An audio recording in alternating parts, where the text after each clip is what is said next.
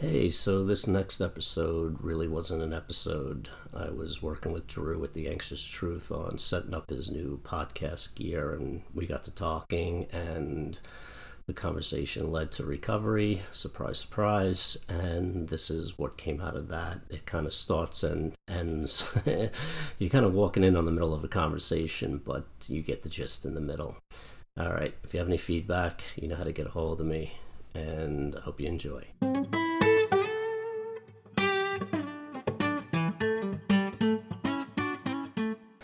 The process that I went through, where those shitty feelings just slowly started to eat away at me, and everything that I had done previously in my life to kind of, which I didn't know at the time, was just to keep away from those crappy feelings. The energy that I had to mood alter or pretend got less and less, and I just kept sitting around feeling worse and worse, and I didn't really know what it was at the time. So I had to take all that away.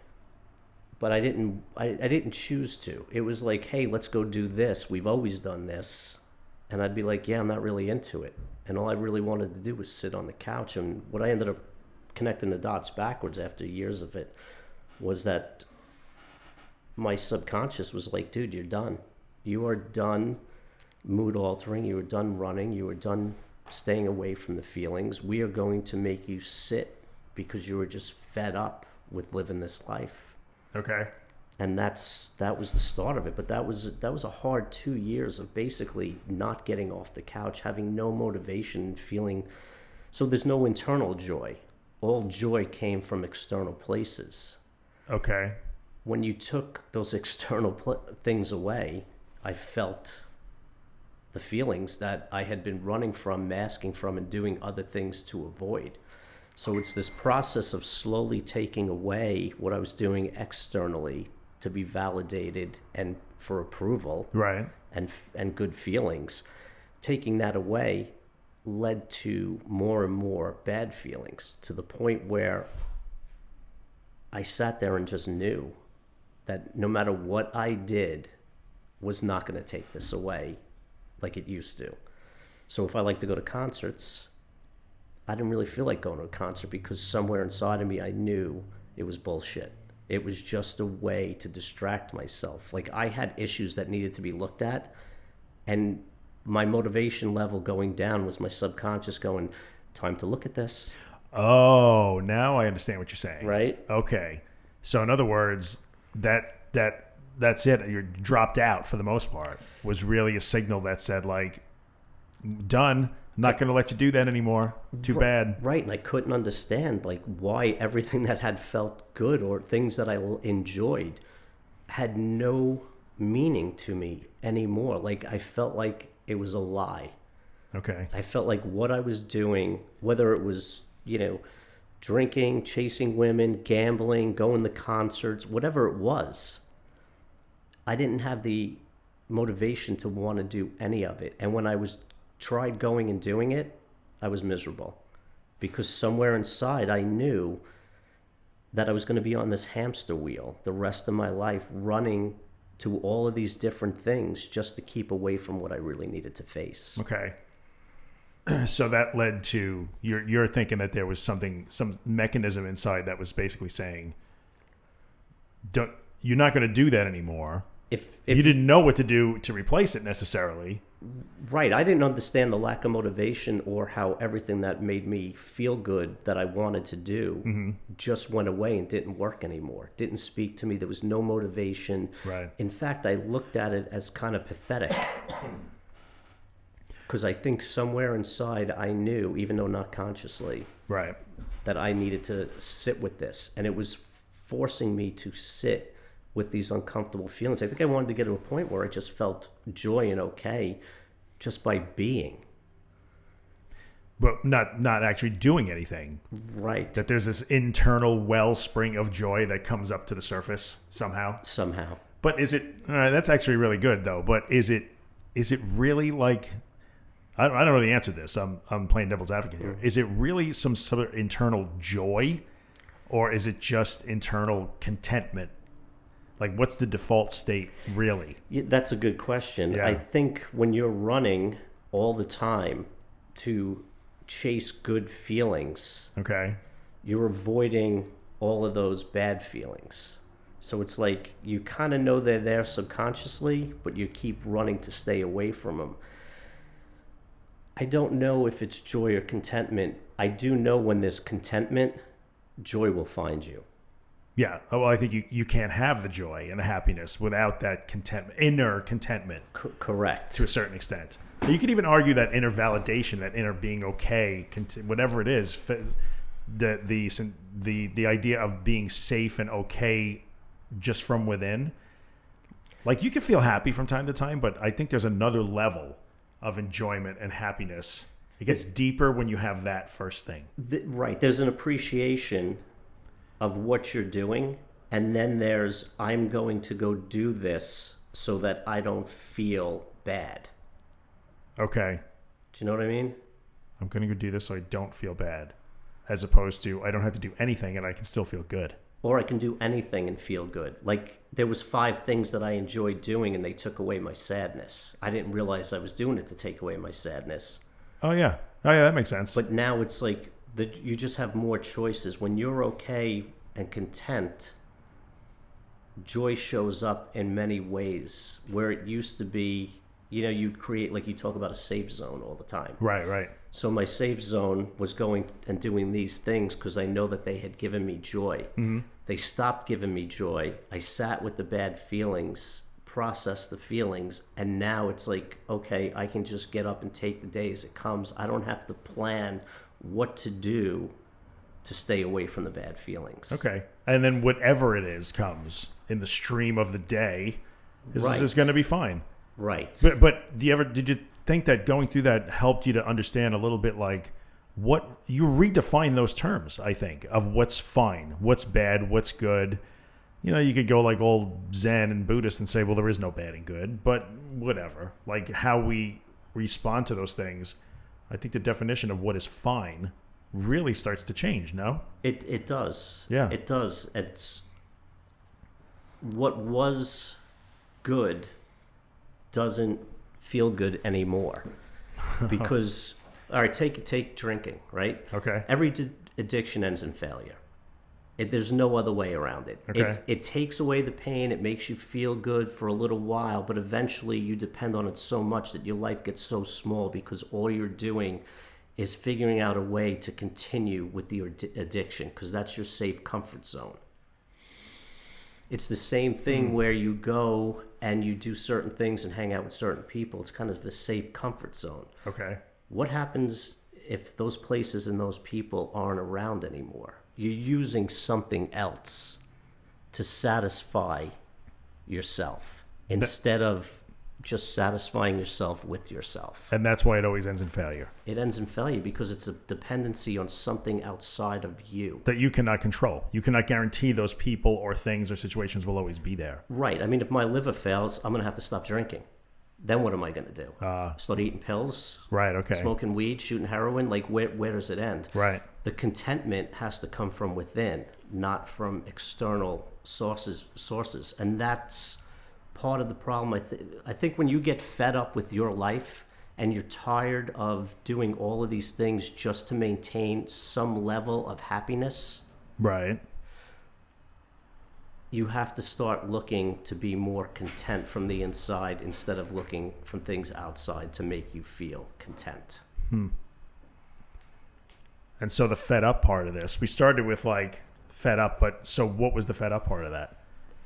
You're like, you felt like it was a subconscious thing. It was subconscious, but my life felt like a rerun.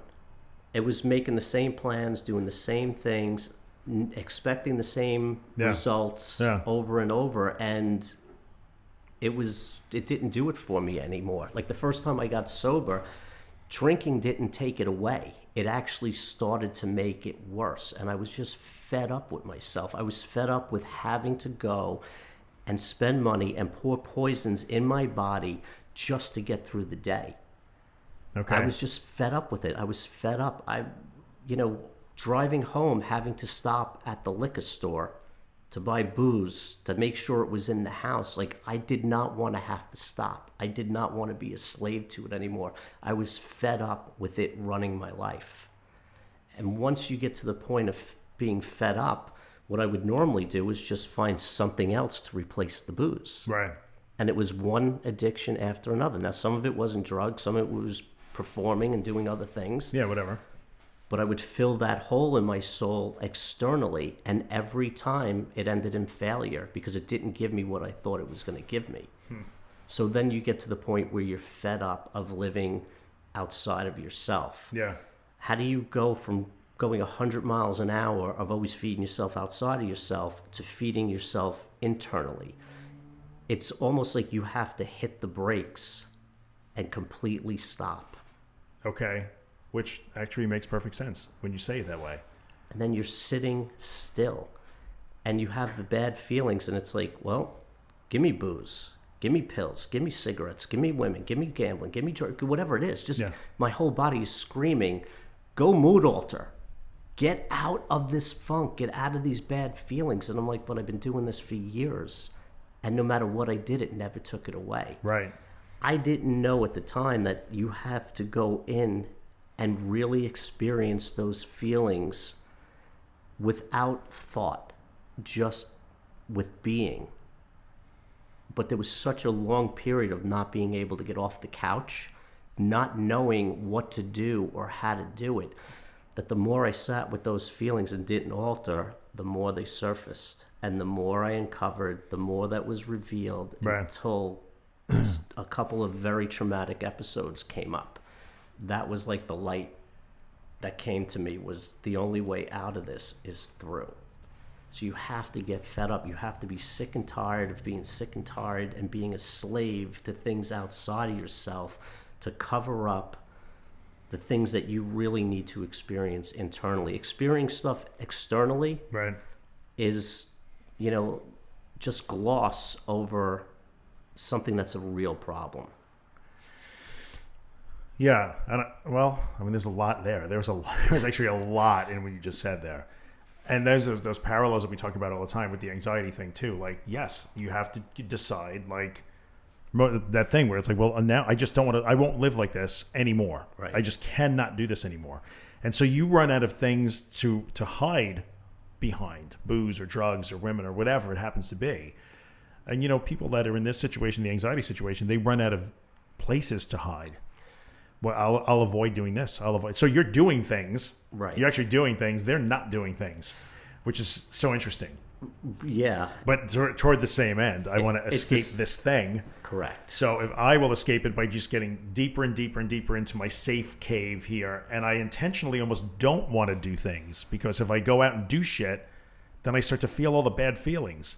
Right. Whereas with you, if I just sit here, I'm going to feel all the bad feelings. So I'm going to go out and do some shit now to not feel them. Yes. But in the end, it's all the same. You got it. So whether you have to stop doing things or start doing things to feel the bad things, that's the way to do it. Right. Got to feel the bad things. And with my anxiety, there was a lot of hiding. And my world did get small. Yeah. When I went out, it was to safe places. Right. And I kind of knew the scene, the scenario.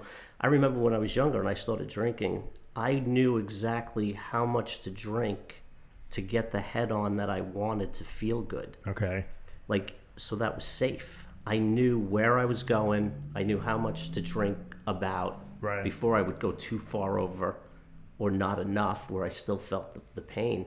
It's all managing the feelings, whether it's avoiding places going out of the house, which I had done, or going to specific places out of the house to take away bad feelings. It's all about avoiding the feelings. And that is an exhausting place to be, though, because you are in that zone where it's like, well, I can't just sit in the potentially safest of places, home, because then I'm going to feel all the things that I'm trying not to feel. I need to get out and drown them out, but there's only a limited number of places that I could do that. Yeah. So you are constantly balancing the desire to escape to the shell, but not be in the shell, because the shell is full of that stuff that you never want to face. Yeah. So we got to get out of the shell, but only in certain places. Right. That is exhausting. That is a fucking exhausting way to live. And we can beat that out, I guess. But that is exhausting. It sounds horrible. Constant panic, constant scanning yourself, constantly scanning the room to make sure that you're okay. Yeah, that sounds horrible. It's horrible. And the only way that I realized that was happening was having these experiences of going back within the feelings and feeling things that I didn't know had existed a long time ago. Right. Like, this is what I was afraid of. And I sat with that fear and with that panic that magically, without thought after it, like a week or so after it, your body just starts to let go of that fear because I had faced it alone with my feeling, just being in those feelings and feeling that terror that I'm not as afraid of it anymore. So I will go back to that as many times as I possibly can. I wish I could just say, take me back here, let me feel it and be done with it. Right. But it's hard to, because your subconscious is trying to protect you. It doesn't want you to experience this. So it keeps it from your memories. It keeps it from your conscious. Right. It's programmed to do that. What we have to do is access. I actually said that back. Your conscious is keeping it from your subconscious, right? Your subconscious is keeping it from your conscious. Right. Right. The subconscious is the wall. Right. So what you want to do is when you sit with those feelings is the conscious meets the subconscious. And you guys have a little discussion about, hey, this is kind of what I've been avoiding. Okay. Well, I don't really want to feel that. Well, I don't want you to feel that either. But the only way that you're going to recover from this is if we have a little dialogue and we tell each other what we know to be true and real, and then you feel those feelings and emotions. Then we don't have to fear it, and we don't have to hide it from each other. So it sounds like one of those things where, like, you're almost, to put it like in terms that we live in every day, like the subconscious is a firewall, keeping all the bad shit. Yeah. And like, so the conscious part of Joe is like banging on the keyboard trying to poke holes in the firewall. Correct. Like, okay, just let this port through, just let this service through. Like, and you got to get the right one so that all the stuff you need comes in. Right. Yeah. And the thing is, you try to make that firewall look real pretty, so you can't see in it, but nobody else can. So you create this false self, and you go out and you pretend that you got it all together and you're okay and you're happy, funny, da da da da da. You're miserable inside, so you're kind of living those two worlds, miserable but pretending you're not. When you pretend and you put something so far away from you, all it does is gain power. Right. That seems even more exhausting. Like, the number of times that we had conversations in the past where, like, you would tell me things and I'm thinking, I've never saw that. In a million years, I would have never thought that you were going through those particular things that you've told me about. Right. So, but you're out there being functional, even though inside you're thinking, like, I am barely holding this together. I'm going to implode in 30 seconds. Correct. Max.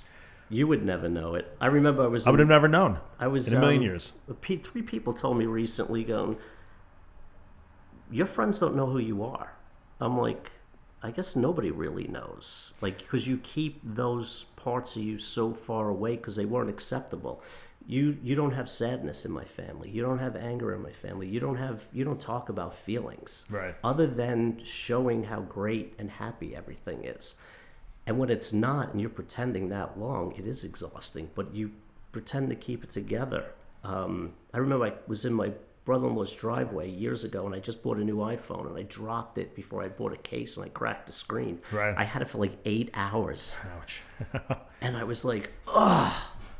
And he looked at me, he goes, you are the calmest person I know. That phone would have been across the street in the golf course by now. And I'm like, I'm the calmest person? I'm a complete anxiety-ridden mess inside. Like, this is how people are perceiving me? Yeah, but I don't think I've ever saw, like, I would have thought the same thing. You always seem to just, like, kind of keep it together, or you weren't necessarily affected by many things. The only thing that I think was a hint, but we spent a lot of time together, was that you would kind of just disappear for stretches. Oh, yeah. Yeah. And so that was maybe like, whoever, I didn't know, you don't know what's going on, because it's not like you would say, like, well, I'm not going to see it because I'm laying on the sofa crippled. You would never say that. Right. But that was the only indication to me. Now, that sometimes you would drop out for stretches of time. It was like being out in the world I used up all my energy. And all that pretending to be okay was exhausting, where I had to go and retreat and isolate to recoup that energy. Right. And make myself feel okay to go back out. But I would say I'm a misery and need to lay on the couch. Like today it's okay to say that, but hiding that from it's really hard. It's really hard because when you're in that space, or you have that, that panic or that anxiety or that trauma response, when you're in that, there's really no reasoning out of it. Like I can't think myself out of it. And so for me, it was just time sitting with those feelings. And sometimes it took days. Yeah. Now it takes hours. But what's the lesson in sitting with those feelings? I think, on my side of the topic, it's always in the end a positive outcome. Like what you're after is a succession of positive outcomes. But it's so hard for people to understand what positive really means. Positive means like, well, I felt so bad, but I'm still standing. I'm still okay. I can still cook my dinner and shower and do what I got to do and go and engage with the world and maybe make it a better day today. That's the positive outcome. Right. And so many people, I think, are confused of like, no. How could that have been positive? I felt bad.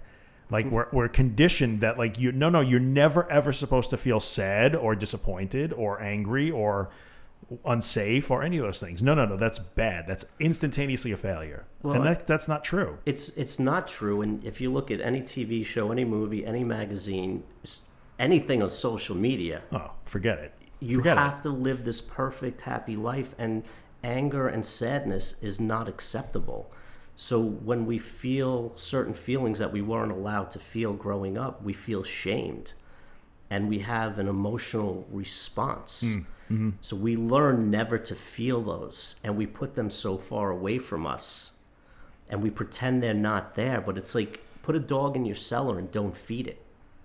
It's going to get real angry, and it's going to do anything it can to get out of that cellar and eat. Yeah, exactly. It's the same thing with the feelings and emotions that we do not incorporate into our lives and allow us to have. They get dark and they get hungry. Yeah. If somebody had an experience where, let's say they were suicidal when they were a kid. Right.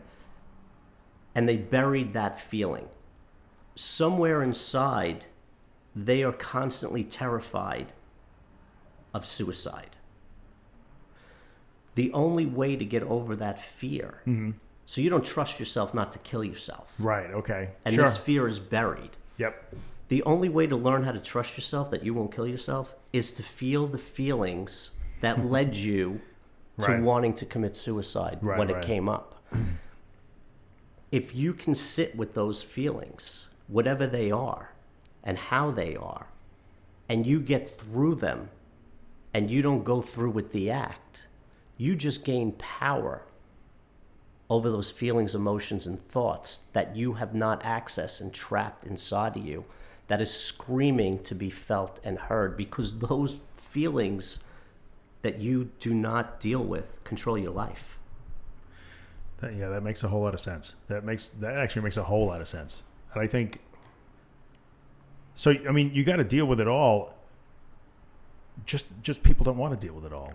It's really difficult to understand that, like, no, that was a positive outcome, or that was a learning experience, or that was a release of whatever, or a resolution of something. And sometimes doing those things isn't fun. It's not fun. It sucks. But does. Sometimes we have to do those things. Like, and I think the other thing that is a block to that for many people, and I'm guessing that you've seen this too, is not only it may be in your family system you were not allowed to be angry or upset or anything. That disrupts the system, Right.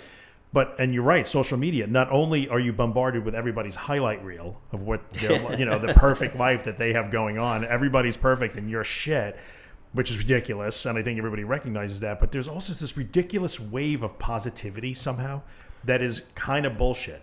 Like somehow, and I've been told by many people, like, well, anger is an unproductive emotion. Like, well, anger, I don't think we were all born with the ability to be angry because we're just inherently all fucking flawed.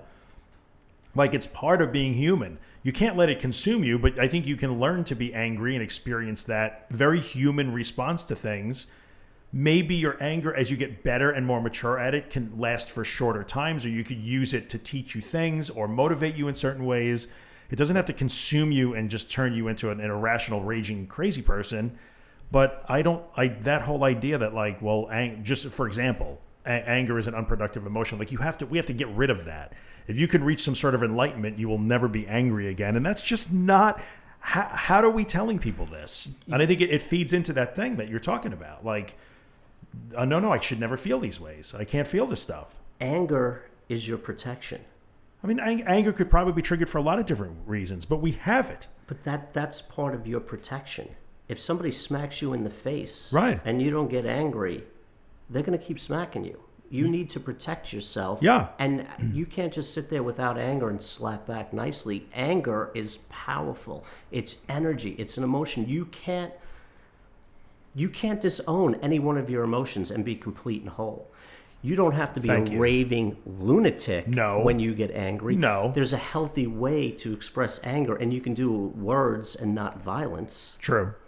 But you can't cut off from your anger, because it's going to be that hungry dog in the basement that's going to come out. And then when you're 62, somebody's going to like say something wrong, and you're going to take all that anger that you stuffed down for 62 years and you're going to explode on them. Right. Like you can't take anger and put it in, an angry sack inside of you, right, and think it's not going to go anywhere. It has to be expressed. It's a completely insane thing that I think we're in the middle of right now, where like we view certain reactions or emotions as immature, unproductive, not required, be it bad and evil, and we can get rid of them. Like you can get rid of anger, you can get rid of resentment, you can get rid of this. I mean, yes, some of those things are not terribly productive if you allow them to take hold, but I think these are normal reactions that we have, and the secret sauce is recognizing the reaction and deciding how you're going to handle it. It's not the first second; it's second 3, 4, 5, and 10 that matter. Right. I just did an episode on pausing for the trauma response. Yeah. So you're going to always have that initial reaction to something, I think, and then you can stop and decide, like maturity or whatever you want to call it. Growth is the ability to say, "All right, hang on a second here. What do I want to do with this?" And you might choose to have resentment for another 2 hours or 10 years if you choose to do it. Correct. Right, exactly. But I think a lot of anger in the present moment, there's percentages of your history and your past that trigger it. Right. And then there's a percentage of what's really happening in this moment. Does that make sense? I think it does. And I've heard people like throw that stuff at me like, oh no, anger is really, that's trauma coming out, or that's this past, so you just don't know it. And I'm like, well, maybe that's true at a younger age, or for a child, maybe who doesn't have that emotional maturity yet. And maybe it's true sometimes for humans too, that we don't know. We don't evolve to like different kind of beings, I guess. But so you're saying that anger, there's always some past component to anger. Not always, but I think an overreaction of anger has a good amount of percentage based in your past. It's almost like we have this trauma reaction flow chart. Okay. You go down the list and it's like, okay, humiliation gives me this response. Right. Being stolen from has this response. Being hit has this response. Right. If I was never hit in my entire life and I got hit right now, that would be like a pure reaction. Okay. If I've had physical abuse in the past, that reaction is not only going to be taken from the moment I got hit, but it's also going to recall memories from the past. So what's the percentage of, was this altercation like in the moment, or am I reacting from my past? And because of the way you were conditioned to react to specific circumstances. Right. But either way, pausing before you have that initial gut reaction is hugely important to not ruin every relationship in your life. Or I would think maybe the pause comes after the initial. There's always, I don't think you can engineer that out of a human being. Like in the anxiety circle, we call it first fear and second fear. So like when your heart skips a beat, you cannot get rid of the initial. It's wired into us. You can, but you can decide what happens in the seconds or two after that. Right after that. Yeah. So there's always the initial, but then the maturity or the growth comes in being able to insert a pause and say, okay, what am I going to do with this? Not in so many words. It happens really quickly, but that's what I That's my opinion on that. And the pause... The pause comes after the first, the gut reaction. Right, and the pause is two things. It's not fighting it. Right, it's just recognizing it. And it's not attaching to it. Yeah, that's exactly right, because you can decide, like, well, how am I going to handle this now? Right. Yeah. And if you're just present with the feeling and process the feeling in the moment as it's happening, instead of fighting it off and pushing it away, or taking ownership and attaching to it, one's going to take you here, one's going to take you there. But if you can kind of stay in that middle and just absorb what those feelings are and process them based on that moment instead of your past, it's a big difference. I would definitely agree with that, because then you can choose to, like, well, yeah, I can be angry right now or upset or whatever the heck it is. And if you actually go through it, you're probably only going to be angry for the next 20 minutes or an hour or maybe a couple hours. Whereas if you try and smash it, run away from it, it's going to come back and get you sooner or later. And if you run with it, you can be angry for the next 2 weeks because somebody did this thing that you didn't like. Well, you have a choice. Really? You can process it now and be done with it, or you can push it away and let it linger and fester and process it later, or bury it inside of you, never process it completely, and then have that same reaction the rest of your life. Or the other thing that people do sometimes is they process it ad infinitum, forever. Yes. I'm going to hang on to this thing and I'm going to keep going back to it again and again and again. So they're not pushing it away, but they're just never fully accepting probably what it really is, which is like, this person said something that I didn't like. And at some point you have to say, well, I can't change it. Maybe that person is an asshole and I won't talk to them ever again. Okay, but I'm going to make my choice now and then move on with it. Like, that episode is now over. I can learn something of it and then move forward. Right. Yeah. Either you're going to have to process it at some point to be done with it. Yeah. So I would rather do it in the moment and not hold on to that negative energy and resentments going forward. Yeah. It's hard to do that depending on what the situation is, but it's practice. And what I find good is when you have people in your life that'll call you out on it. Like, somebody will say, that just made you angry, didn't it? Yeah. And then all of a sudden the situation diffuses because, it did make me angry. Right. Like, I was why angry. then there's a conversation and a dialogue. But sometimes it's good. So if it's especially if it's the person that you're maybe angry at. Oh, absolutely. Right. In that situation, it's like, that bothered you. And it's probably better. And again, we're conditioned to, like, no, it didn't bother me. I'm fine. Because everything has to be happy, smiling. No, I'm fine. I think, when somebody gets you angry,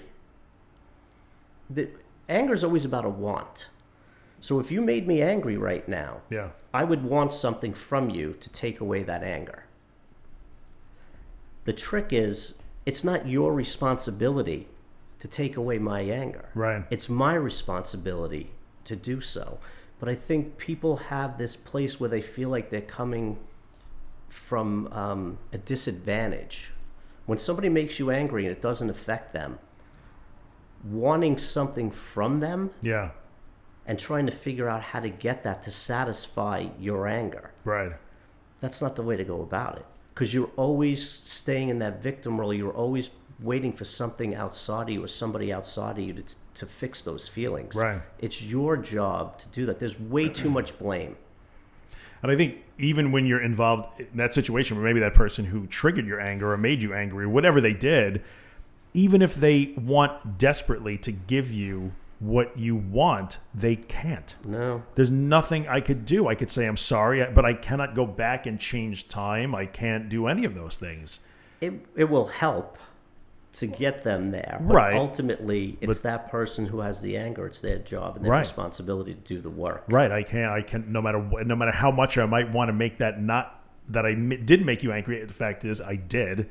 And now it's on you ultimately to decide to not be angry or not sooner or later. You could say I didn't mean it that way. It wasn't intended. It wasn't intended. It was an accident, whatever. That'll cushion the blow, but then you still need to work on your response. Right. So that's all I can possibly do is to say those things and mean them, be sincere in that, I guess. But it's so interesting. This conversation leads to a lot of different things that come up, and we can probably sit here for the next 2 hours just doing this. But I think one of the things that comes up is that feeling where people, there's two things. There's the label thing that I've been on a lot lately. And the second thing is people look at their emotions or their reactions as something that they are absolutely, they just must. How could you possibly think that I can control that? They have no, like, I've been thinking a lot about this lately. Okay. Like, things that if we could teach people as children that would change the world. A couple of things you could teach people. Number one, to seek your own internal validation. To stop chasing the idea that you are accepted and okay from outside. So if you could teach that, that would change the world in a big way. And the other thing is that thoughts and emotions are kind of pointless in the end, in the final result. Not to say they're pointless, but they're not monsters that take you away to a place that you can never escape from. Like, you do play an active role in experiencing your reactions, your emotions, all of those things. Right. And you can learn different ways. You can implement different strategies. You can choose different paths. Not entirely. You can't not be human. But that's the second thing lately that I feel like, if we could teach one thing, we should be able to. I wish we could teach people that. None of it's taught.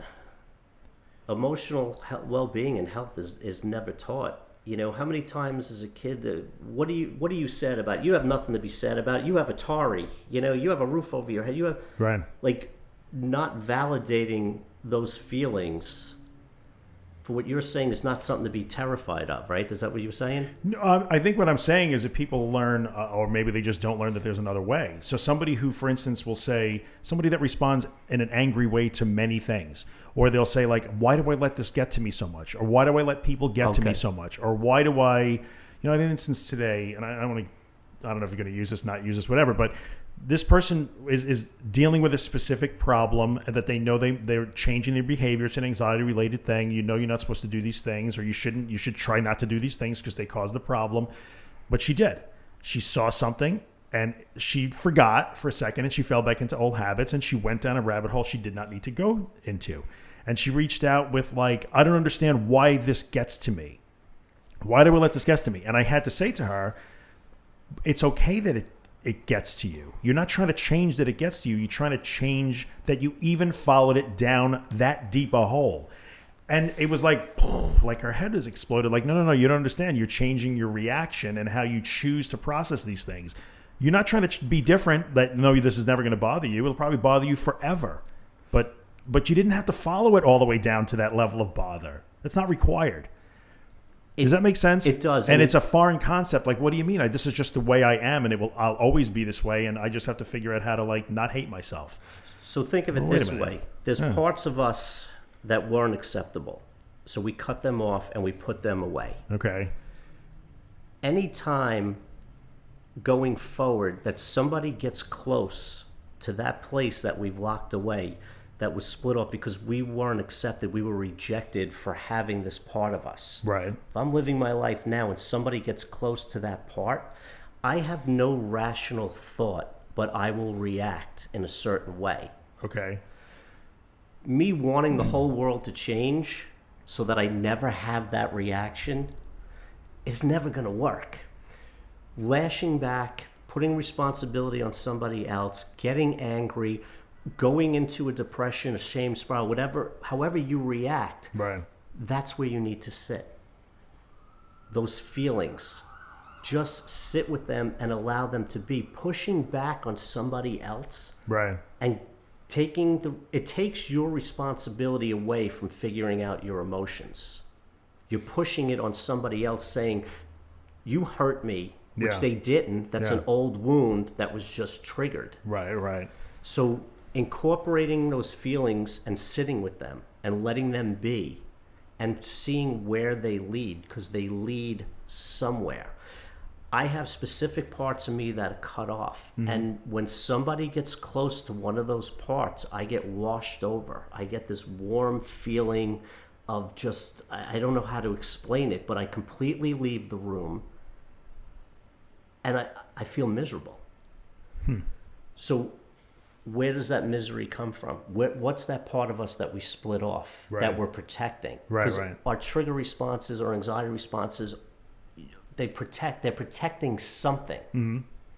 We have to go and reconnect with that part of us that we split off. Right. Those feelings that you're talking about with this person is protecting something that can't be seen. And we ferociously protect it. Once we start to incorporate that back and own it, right, we don't really need to protect it anymore. I can't have you see it. This can't be seen because I will be abandoned, I will be hurt, I will be, ridiculed, whatever it is. Right. If I own it, I will not have to react that way because now it's a part of me. Oh yeah, and I guess I'm keep bringing it back to her situation, which was maybe a little bit. I probably didn't describe it that well, but in the end, what you just said is the thing. Like when you own this thing that you have, and this replies in almost, and you're talking about a completely different thing that I'm actually talking about. But in the end, it all comes back together again, as it always seems to. So if you own this particular thing that's a part of you and not outside you, then you can understand like, oh, this is a thing that I do. I don't have to do that anymore, or I can choose to do it today but not tomorrow. Like there's a whole new world of possibilities of being when you start to know and own all of those parts of you, I think. Yes. The good, the bad, the defects, the shining great characteristics, all of them. So I guess, the easiest way I can explain it is if I'm a closet alcoholic. Right. If I have little bottles in my pocket, if I'm drinking all day at work or family functions and nobody knows that I'm an alcoholic. Mm-hmm.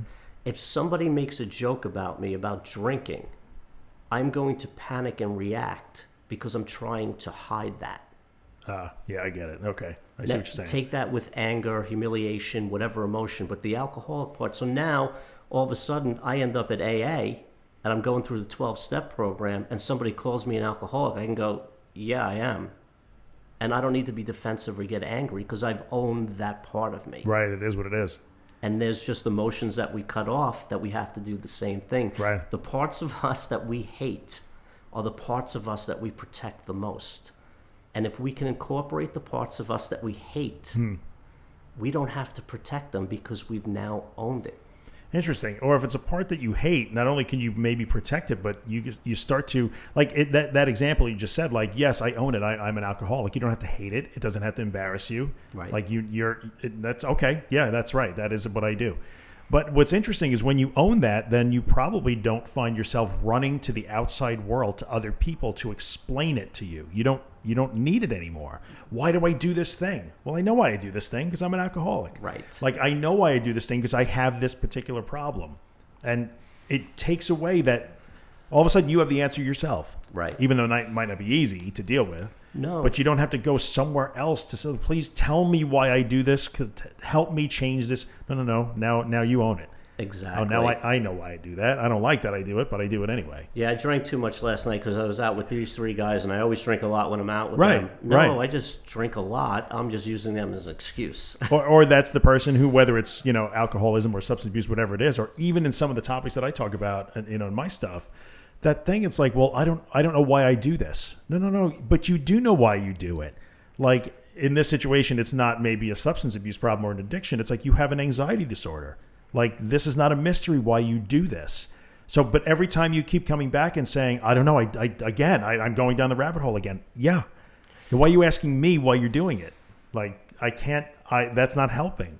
It's always going to be there to some degree. Right. You do never completely finish your business. No, that's true. It gets manageable. It gets easier. There's longer periods of time in between. Yeah.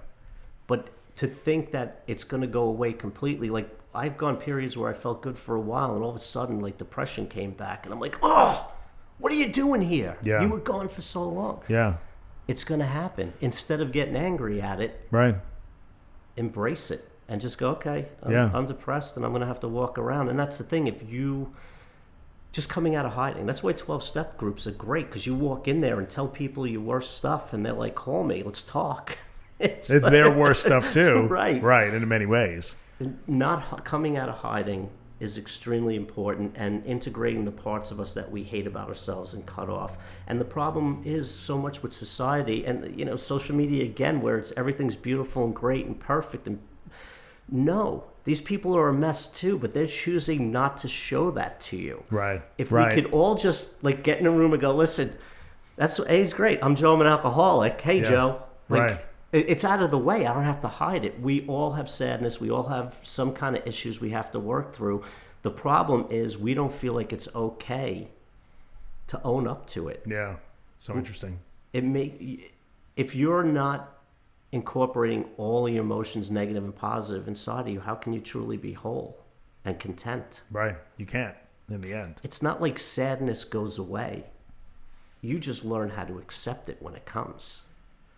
Yeah, well, right. There'll always be instances in your life where you get sad. You can. It goes back to what we were saying before. I think you can never engineer those things out. There will be sadness. There will be anger. There'll be disappointment. There'll be all those things. It's how you manage them. And I think, right, it is how you manage them. It's how you choose to react to them and carry them forward.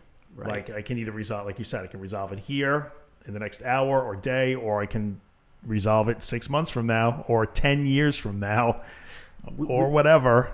I think we just don't feel lovable for those parts. You know, if I have abandonment issues and I go on a first date and I tell the woman I got abandonment issues, she's going to be like, red flag, I'm out of here. So why would I want to tell her? But, you know, part of you wants to just kind of up front go, hey, here's the issues. Can you deal with them or not? Yeah, you know? yeah. Like, here's my bag, and my checked bags are right here. Want to check them out? Yeah. Yeah, like a sky cap pulling in luggage from the last X amount of years of my life. Go, we may be great right in this moment, but I got 30 years of crap in these bags that are going to come out over time. So I'd kind of like to open them up now and dump them on the table. What do you think? You in for that? It's funny. It would be like dating. It would be reverse, probably smarter. Like, hey, let's not sit here and have a couple of drinks and make each other laugh. Just I'm going to save you about 3 years of heartache. Yeah, here's all my crap on the table right now. Exactly right. Tell me about your dad.